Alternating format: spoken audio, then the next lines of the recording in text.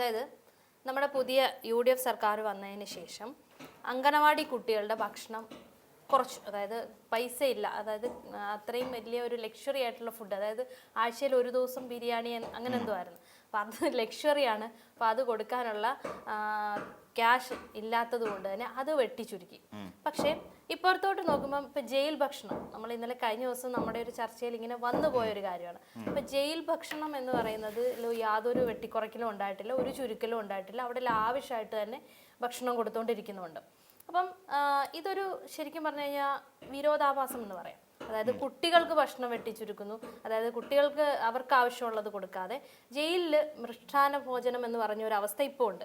അപ്പം നമ്മൾ ഇവിടുന്ന് നേരെ നമ്മുടെ അയൽ സംസ്ഥാനത്തോട്ട് പോവാം, തമിഴ്നാട്ടിൽ പുതിയ മുഖ്യമന്ത്രിയായിട്ട് വിജയ് വന്നതിന് ശേഷം അവിടെ വന്ന മാറ്റം എന്ന് പറഞ്ഞാൽ കുട്ടികൾക്ക് നല്ല ഭക്ഷണം കൊടുക്കുന്നു, ജയിൽ പുള്ളികൾക്ക് ഭക്ഷണത്തിൽ മാറ്റം വരുത്തി കഞ്ഞിയോ മറ്റോ എന്തോ ആക്കി കുറച്ചിട്ടുണ്ട്.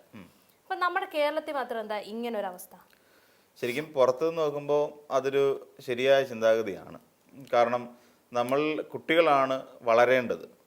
ബാക്കി ജയിൽ പുള്ളികളൊക്കെ വളരാൻ ഇനിയൊന്നും ഇല്ല, അവരൊക്കെ വളർന്ന് നല്ല പരിപക്വമായി നിൽക്കുന്ന ഒരു സാഹചര്യം ഉണ്ടല്ലോ.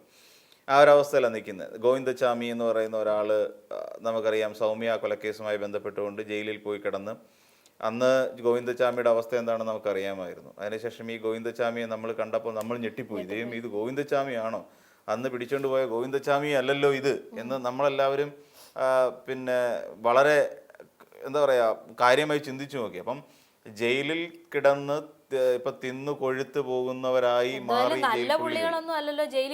അല്ല അല്ല അല്ല അല്ല അതിനകത്തൊന്നും നമുക്ക് ജയിൽ പുള്ളികളെല്ലാവരും ഓരോ തെറ്റുകൾ ചെയ്തിട്ട് തന്നെ പോകുന്നവരാണ്. അപ്പോൾ നമ്മൾ പലപ്പോഴും ആലോചിച്ചിട്ടുണ്ട്. ഇപ്പം ഒരാളെ കേസിന് പിടിച്ചു കഴിഞ്ഞാൽ തന്നെ ഇപ്പം നമ്മൾ ചിന്തിക്കുന്നത് എന്താ, അവൻ ജയിൽ പുള്ളിക്ക് എന്താ കുഴപ്പം, എന്താ അവൻ അവിടെ ചെന്നാൽ 3 നേരം ആഹാരം, ഇത് ആഹാരം കഴിച്ച് സ്വസ്ഥമായിട്ട് സമാധാനമായിട്ട് അതിനകത്ത് കിടന്ന് ഉറങ്ങാം. വീട്ടിലെ പോലെ കടത്തിൻ്റെ ടെൻഷനില്ല, പിന്നെ ലോണിൻ്റെ ടെൻഷനില്ല, പിന്നെ എന്താ പറയുക കുട്ടികളുടെ കാര്യം നോക്കണ്ട, സ്വസ്ഥമുണ്ട്, സമാധാനമുണ്ട്, പെണ്ണുമ്പിള്ളിയുടെ വായിരിക്കുന്ന കേൾക്കണ്ട.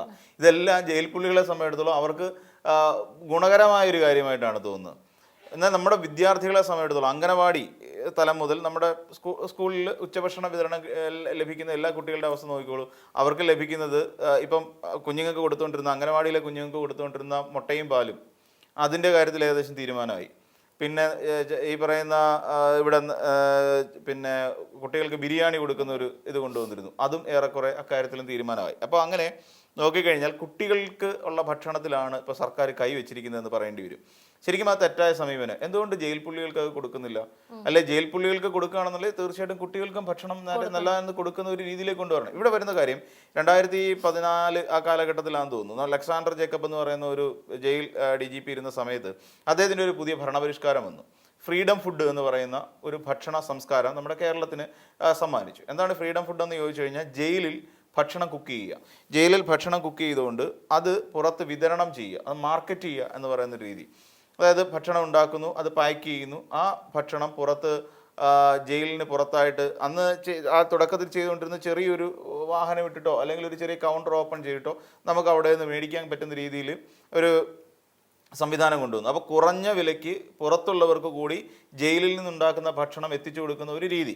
അപ്പം നമ്മളവിടെ ചെന്ന് കഴിഞ്ഞാൽ ചിക്കൻ കറിക്കൊക്കെ 25 രൂപയ്ക്കൊക്കെ നമുക്ക് ചപ്പാത്തിയും ചിക്കൻ കറിയും കൂടെ മേടിച്ച് കഴിക്കാൻ പറ്റുന്ന ഒരു സാഹചര്യമൊക്കെ ഉണ്ടായി.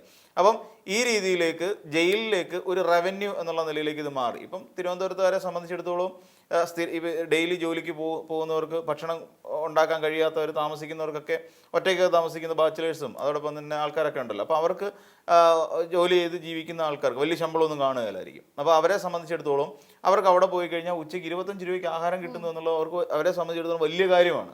അപ്പോൾ അങ്ങനെ വരുമ്പോൾ ഈ ഭക്ഷണം മേടിച്ച് വെച്ച് കഴിക്കാൻ സാധിക്കും. അപ്പോൾ അങ്ങനെ വരുമ്പോൾ ഒരുപാട് ആൾക്കാരെ കൊണ്ടുവരും. അതിൻ്റെ ഭാഗമായിട്ട് എന്ത് ചെയ്തു, ഇവർ കഫറ്റേരിയ സ്റ്റാർട്ട് ചെയ്യുന്നു. അവിടെ ഇതിന് വേണ്ടിയിട്ട് തന്നെ ഒരു പ്രത്യേക ഏരിയ എടുക്കുന്ന, ഒരു ഹോട്ടൽ പോലെ പ്രവർത്തിക്കുന്ന, അല്ലെങ്കിൽ ഒരു റെസ്റ്റോറൻറ്റ് പോലെ പ്രവർത്തിക്കുന്ന രീതിയിലേക്ക് അവിടെ ഒരു സംവിധാനം കൊണ്ടുവരുന്നു. അവിടെ നിന്ന് പാഴ്സൽ കൗണ്ടറുകൾ തുടങ്ങുന്നു. അപ്പോൾ ഇതൊരു റവന്യൂ മാർഗമായി മാറി. അതായത് ജയിലിലൂടെ ജയിൽ വകുപ്പിലേക്ക് ഇത്തരത്തിലുള്ള ഭക്ഷണം കിട്ടുന്നത്, അത് ലക്ഷക്കണക്കിന് രൂപ കിട്ടുന്ന രീതിയിൽ, കോടിക്കണക്കിന് രൂപ കിട്ടുന്നുണ്ട്. ഇത് പിന്നെ സെൻട്രൽ ജയിലിൽ തുടങ്ങുന്നു, പിന്നീട് ജില്ലാ ജയിലുകളിലേക്കും, ഇപ്പോൾ കണ്ണൂർ സെൻട്രൽ ജയിലിലുണ്ട്, വിയൂർ സെൻട്രൽ ജയിലുമായിട്ട് ബന്ധപ്പെട്ടുണ്ട്. അപ്പം ഇതിങ്ങനെ പതുക്കെ വ്യാപിപ്പിച്ചുകൊണ്ടിരിക്കുന്ന ഒരു രീതി കൊണ്ടുവന്നു. അങ്ങനെ വന്നു കഴിഞ്ഞപ്പോൾ ജയിലിൽ നല്ല ഭക്ഷണം ഉണ്ടാക്കി തുടങ്ങി. ഈ നല്ല ഭക്ഷണം ഇവർക്ക് കൊടുക്കുന്ന രീതിയിലേക്ക് ജയിലിൽ കിടക്കാൻ തടവുപുള്ളികൾ കൊടുക്കുന്ന രീതിയിലേക്ക് പോയി. അപ്പം ഇനിയും ജയിൽ പുള്ളികൾക്ക് കഞ്ഞി മാത്രമേ കൊടുക്കുന്നുള്ളൂ എന്ന് തീരുമാനിച്ചു കഴിഞ്ഞാൽ അവിടെ ജയിൽ പുള്ളികൾക്ക് കഞ്ഞി വെക്കണം, പിന്നെ ഈ പുറത്തേക്കുള്ള ഭക്ഷണം വെക്കണം. ഇവന്മാരെന്തെങ്കിലും കലക്കാനും മടിക്കത്തില്ല. ഇപ്പം ജയിൽ പുള്ളികൾ തന്നെ ഉണ്ടാക്കുന്നത് ഈ പറയുന്ന പിന്നെ വിഷമൊക്കെ കലക്കാന്നല്ല, വേറെ എന്തെങ്കിലും ഉടായ്പ് കാണിച്ചാൽ മതിയല്ലോ. അപ്പോൾ അങ്ങനെ വരുമ്പോൾ ജയിലിലെ ഉള്ള ആൾക്കാർക്ക് കിട്ടുന്ന ആ വരുമാനം നിലയ്ക്കുമെന്നുള്ളൊരു ഭയം സർക്കാരിനുണ്ട്. അപ്പം ഒന്നുകിൽ ചെയ്യേണ്ട ഒരു കാര്യം, ഇതിനകത്ത് ഈ ഞാൻ പലപ്പോഴും പറഞ്ഞു കേട്ടുള്ളൊരു കാര്യമുണ്ട്. പ്രേം നസീർ എന്ന് പറയുന്ന ഒരു നടനുണ്ടായിരുന്നു നമ്മുടെ. ഈ പ്രേം നസീർ എന്ന് പറയുന്ന നടന് ഒരു വലിയ പ്രത്യേകതയുണ്ട്. പ്രത്യേകത എന്താണെന്ന് ചോദിച്ചു കഴിഞ്ഞാൽ, ഈ നടൻ്റെ സെറ്റിൽ നമ്മൾ പോയി കഴിഞ്ഞാൽ എല്ലാവർക്കും ഒരേ ഭക്ഷണമായിരിക്കും. പ്രേം നസീറിൻ്റെ, അതായത് അദ്ദേഹം അഭിനയിക്കുന്ന സിനിമയിലാണെങ്കിലും അദ്ദേഹം നിർമ്മിക്കുന്ന സിനിമയിലാണെങ്കിലും അദ്ദേഹത്തിന് പിന്നെ സെറ്റിൽ എല്ലാവർക്കും ഒരേ ഭക്ഷണം. അതായത് സൂപ്പർ താരം മുതൽ താഴെ ജോലി ചെയ്യുന്ന ലൈറ്റ് ബോയ് വരെയുള്ളവർക്ക് കൃത്യമായി ഒരേ ഭക്ഷണം ലഭ്യമാക്കുന്ന ഒരു സംസ്കാരം തുടങ്ങി വെച്ചത് പ്രേം നസീറാണ്. അതിനുശേഷം കാരണം എന്ന് വെച്ച് കഴിഞ്ഞാൽ, അന്ന് പ്രേം നസീർ പോകുന്ന സമയത്ത് ഇവർക്ക് വിഭവസമൃദ്ധമായ ആഹാരം, ഈ ലൈറ്റ് ബോയ് അടക്കമുള്ള സാധാരണ ഒരു ഹാർഡ് വർക്ക് ചെയ്യുന്ന ആൾക്കാരാണ്. അവർക്ക് ലൈറ്റ് എടുത്ത് വെക്കണം, അത് ചെയ്യണം, ഇത് ചെയ്യണം. ഒത്തിരി ഇന്നത്തെ സിനിമ പോലെ ചെറിയ ഡിജിറ്റൽ ക്യാമറയിലല്ല, ആരി പോലെയുള്ള വലിയ ക്യാമറയിലാണ്, ഫിലിം ക്യാമറയിലാണ് ഷൂട്ട് ചെയ്തുകൊണ്ടിരിക്കുന്നത്. അപ്പോൾ അതുകൊണ്ടാണ് അന്ന് സിനിമാറ്റോഗ്രാഫി എന്ന് പറയുന്നത്. അപ്പം ഈ ഇതിലേക്ക് ആൾക്കാരൊക്കെ പണിയെടുക്കുന്നവർ, ഇവർക്ക് ചിലപ്പം ഉച്ചയ്ക്ക് ചോറോ എന്തെങ്കിലും ഒരു കൂട്ടം കറിയേ ഉണ്ടാവുള്ളൂ.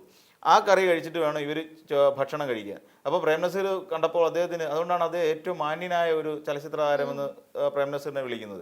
ഇത് കണ്ടപ്പോൾ പ്രേം നസീറിന് തോന്നി, ഇതെന്ത് സംസ്കാരമാണ്, ഞങ്ങളൊക്കെ കഴിക്കുന്നത് നല്ല ആഹാരം, അവരെന്തോ ജോലി ചെയ്യുന്നവരല്ലേ, അവർ ഈ സിനിമയുടെ പാർട്ടല്ലേ, സോ ഞങ്ങൾ കഴിക്കുന്നത് എന്താണോ അത് അവർക്കും പ്രൊവൈഡ് ചെയ്യണം എന്ന് ശഠിക്കാൻ തുടങ്ങിയത് ആ കാലഘട്ടത്തിൽ. പിന്നെ അതുപോലെ തന്നെ ഒരാളാണ് മണിയമ്പിള്ള രാജു എന്ന് പറയുന്ന നടൻ.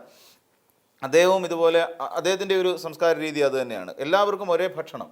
അദ്ദേഹം നിർമ്മാതാവ് കൂടിയാണല്ലോ. അദ്ദേഹം നിർമ്മിക്കുന്ന ഏത് സിനിമയുടെ സെറ്റിൽ അല്ലെങ്കിൽ ഏത് സിനിമയിലായിരുന്നാലും ഈ പറയുന്ന പോലെ സൂപ്പർ താരം മുതൽ ഇങ്ങേ അറ്റം വരെയുള്ളവർക്ക് ഒരേ ഭക്ഷണം എത്തിക്കുന്ന ഒരു രീതി അദ്ദേഹം ഈ സിനിമയിൽ ഒരു മാതൃക എന്നുള്ള നിലയിൽ കാണിച്ചു കൊടുത്ത ഒരു വ്യക്തിയാണ്. അപ്പം ഭക്ഷണത്തിൻ്റെ കാര്യത്തിൽ കുഞ്ഞുങ്ങളോട് കാണിക്കുന്ന ഈ ഒരു അവജ്ഞ സത്യത്തിൽ സർക്കാർ അവസാനിപ്പിക്കണമെന്നുള്ളത് തന്നെയാണ് കാര്യം.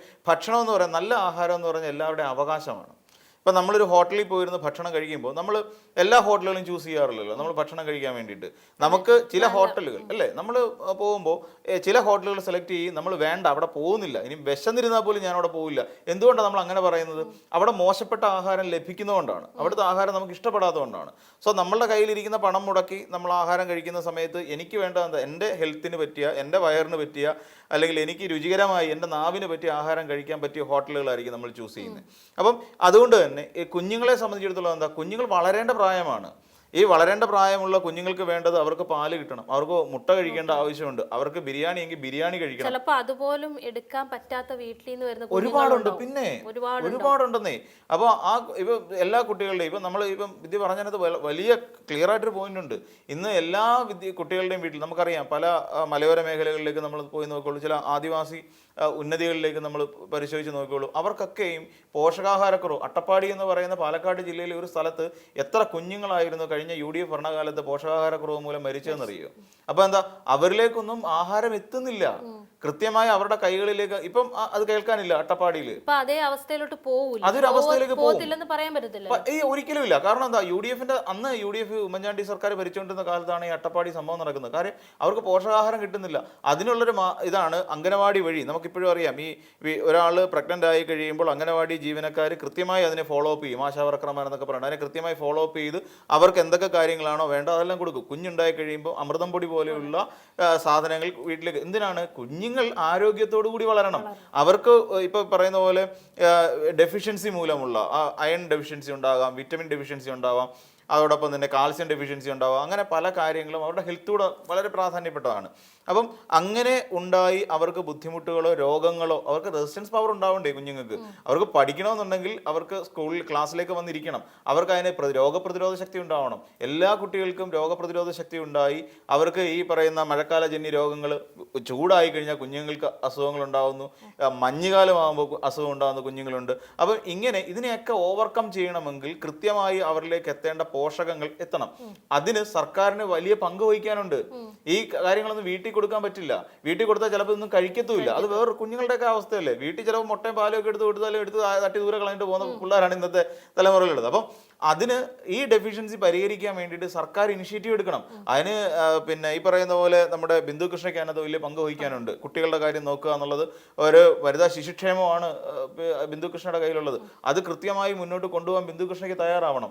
അതോടൊപ്പം തന്നെ പിന്നെ നമ്മുടെ ഷംസുദ്ദീനെ സംബന്ധിച്ചിടത്തോളം അദ്ദേഹം വിദ്യാഭ്യാസ വകുപ്പ് മന്ത്രിയാണ്. അദ്ദേഹം അതിനകത്ത് കൃത്യമായി മുൻകൈ എടുക്കണം. ഭക്ഷ്യ സിവിൽ സപ്ലൈസ് വകുപ്പ് മന്ത്രിയാണ് അനൂപ് ജേക്കബ്. അദ്ദേഹത്തിനും അദ്ദേഹത്തിൻ്റെതായ പങ്ക് വഹിക്കാനുണ്ട്. അപ്പോൾ ഇവർ 3 ഡിപ്പാർട്ട്മെന്റുകളും ധനവകുപ്പും മുഖ്യമന്ത്രിയുടെ കയ്യിലല്ലേ, അവരും ചേർന്നുകൊണ്ട് ഈ രീതിയിൽ കുഞ്ഞുങ്ങൾക്ക് നല്ല ഭക്ഷണം ഉറപ്പാക്കുക എന്നൊരു തരത്തിലേക്ക് ഇതിനെ മാറ്റിക്കൊണ്ടുവരികയും ജയിലിൽ ഇത്തിരി ഭക്ഷണം കുറഞ്ഞാലും വേണ്ടുമില്ല, അവരാരും അല്ലല്ല കൊടുക്കണ്ടെന്നല്ല, ഒരിക്കലും ഭക്ഷണം ഒരാൾക്ക് കൊടുക്കുന്നുണ്ടെങ്കിൽ ഉറപ്പായിട്ടും കുഞ്ഞുങ്ങൾക്ക് അതിന് അർഹതയുണ്ട്. അവർക്ക് എന്തായാലും ഈ പറയുന്ന പോലെ കുക്ക് ചെയ്യാൻ പറ്റത്തില്ലല്ലോ. ജയിലിൽ അവർ കുക്ക് ചെയ്യുന്നുണ്ടെന്ന് പറഞ്ഞിട്ട് കുഞ്ഞുങ്ങളെ കൊണ്ട് ഭക്ഷണം വെപ്പിക്കാൻ പറ്റില്ലല്ലോ. പറ്റില്ല. അവർ ഇത് പ്രൊഡക്ടിവിറ്റി ഉണ്ടാക്കാൻ പറ്റുമോ? വിദ്യാഭ്യാസ മേഖലയിൽ നിന്ന് പിന്നെ സർക്കാരിന് കാശ് ഉണ്ടാക്കാൻ പറ്റുമോ? കുട്ടികളെ കൊണ്ട് ജോലി ചെയ്യിക്കാൻ പറ്റുമോ? എന്നാലും ചില സ്കൂളുകളിൽ പച്ചക്കറി കൃഷി, അത് കുഞ്ഞുങ്ങളിലെ ഒരു കാർഷിക സംസ്കാരം വളർത്തുക എന്നുള്ളതാണ്. അല്ലാതെ കുഞ്ഞുങ്ങളെ കൊണ്ട് തൊഴിലെടുപ്പിച്ച് അതിൽ നിന്ന് കിട്ടുന്ന വരുമാനം സ്കൂളിലേക്ക് എടുക്കുക എന്നുള്ളതല്ല. അവിടെ ചിലപ്പോൾ ഒരു 4 തക്കാളി ഉണ്ടാവുമായിരിക്കും. ഈ 4 തക്കാളി എടുത്ത് കുഞ്ഞുങ്ങളുടെ ഭക്ഷണത്തിനകത്തിട്ട് കൊടുത്താൽ കുഞ്ഞുങ്ങൾക്ക് ഒരു ഓർഗാനിക് ഫുഡ് കിട്ടി എന്ന് പറയുന്ന കാര്യം. മാർക്കറ്റിൽ നിന്ന് മേടിക്കുന്ന വിഷമടങ്ങിയ പച്ചക്കറിക്ക് പകരം ഇത് ഉപയോഗിക്കുക എന്ന് പറയുന്ന കുഞ്ഞുങ്ങൾക്കുള്ളിൽ ഒരു കാർഷിക സംസ്കാരം രൂപപ്പെടുത്തിയെടുക്കുക, അതൊക്കെ നല്ല കാര്യമാണ്.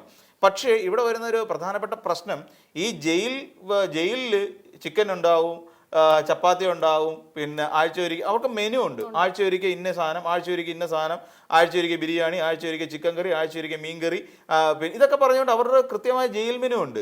അപ്പോൾ അതിനനുസരിച്ച് അവർ പോഷക ആഹാരമൊക്കെ കഴിച്ച് തടി അനങ്ങാതെ അല്ലെങ്കിൽ ചെറിയ ചെറിയ ജോലികളൊക്കെ ചെയ്ത് അവർക്ക് കൂലിയും കിട്ടുന്നുണ്ട്. അവരുടെ കൂലിയും വർദ്ധിപ്പിച്ചു. അവർക്ക് തിരിച്ചു വരുന്ന സമയത്ത് അവരുടെ ഒരു എമൗണ്ട് കൈ കിട്ടുന്നു. അപ്പോൾ ഇത് അല്ലെങ്കിൽ വീട്ടുകാർക്ക് കിട്ടുന്നുണ്ട് പൈസ. അപ്പം ഈ രീതിയിൽ പിന്നെ ജയിലിൽ സുഖവാസമാണ്. ശരിക്കും പറഞ്ഞാൽ ജയിലിൽ സുഖവാസമാണ്.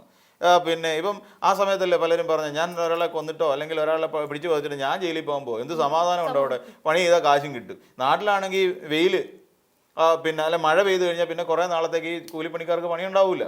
കാര്യം പെയിന്റിങ് ആവട്ടെ, മേശരിപ്പണി ആവട്ടെ, ഒന്നിനും പണി കുറച്ച് ദിവസത്തേക്ക് ഈ മഴ ഇങ്ങോട്ട് കറുത്തു കഴിഞ്ഞാൽ പിന്നെ പണി ഉണ്ടാവില്ല. ഇതങ്ങനെയല്ല.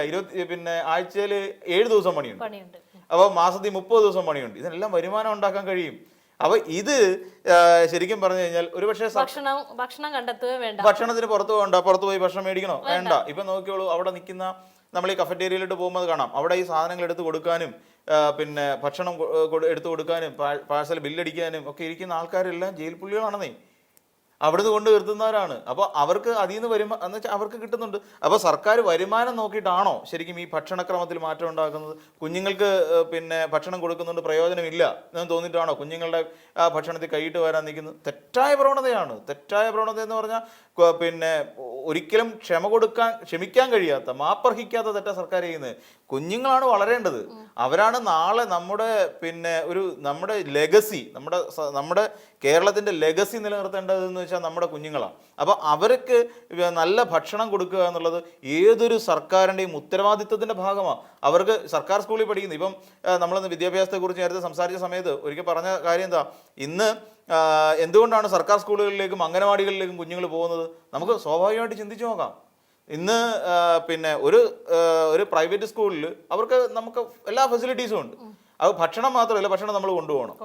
ഒരു പിന്നെ പ്രൈവറ്റ് സ്കൂളിലേക്ക് നമ്മൾ കുട്ടികളെ വിടുന്നതിന് കാര്യം എന്താണെന്ന് ചോദിച്ചു കഴിഞ്ഞാൽ, നമ്മുടെ പണം ഉള്ളതുകൊണ്ടാണ് നമ്മുടെ സ്കൂളിൽ ഈ പറയുന്ന പ്രൈവറ്റ് സ്കൂളുകളിലേക്ക് കുട്ടികളെ വിടുന്നത്. അവർ പറയുന്ന പോലെ 3 മാസമോ പഠിക്കാത്ത സമയത്ത് പോലും ഫീസ് അടയ്ക്കാൻ നമുക്ക് കഴിവുണ്ട്. അതുകൊണ്ട് നമ്മുടെ കുട്ടികൾ സ്കൂളിലേക്ക് പിന്നെ പ്രൈവറ്റ് സ്കൂളിലേക്ക് പോകുന്നു. എന്നാൽ സർക്കാർ സ്കൂളിലേക്ക് അംഗനവാടിയിലേക്ക് നമ്മൾ കുട്ടികളെ വിടുന്ന പ്ലേ സ്കൂളിലേക്കാണ് വിടുന്നത്.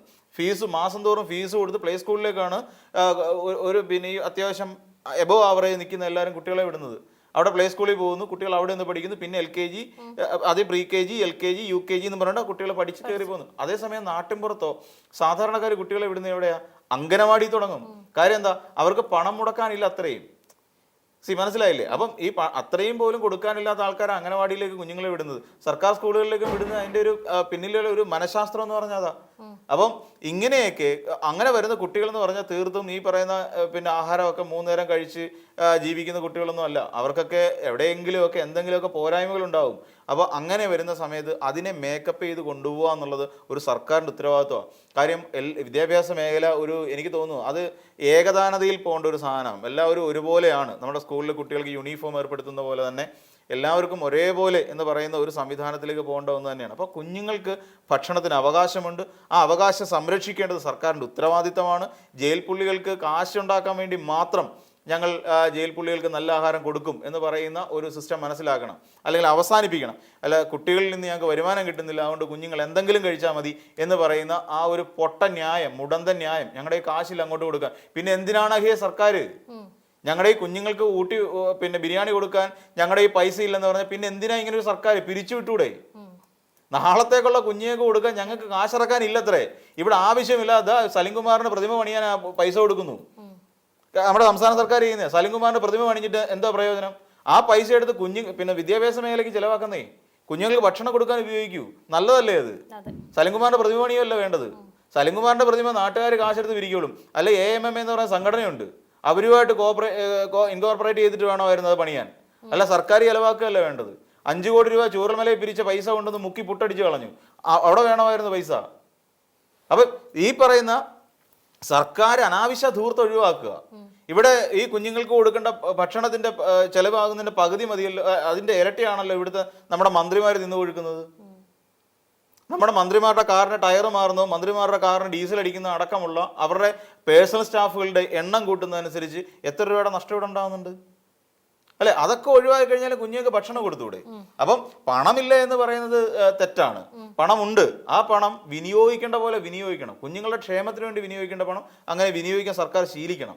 ഇത്തരത്തിലുള്ള അനാവശ്യമായി പ്രതിമ പണിയാനും ആവശ്യമില്ല കെട്ടിടം നിർമ്മിക്കാനും ഒക്കെ പണം കൊടുത്തിട്ട് കാര്യമൊന്നുമില്ല. കുഞ്ഞുങ്ങളുടെ വളർച്ചയ്ക്ക് വേണ്ട എല്ലാ കാര്യങ്ങളും ചെയ്യുക എന്നുള്ളതാണ് ഉത്തരവാദിത്തമുള്ള ഒരു സർക്കാർ ചെയ്യേണ്ടത്.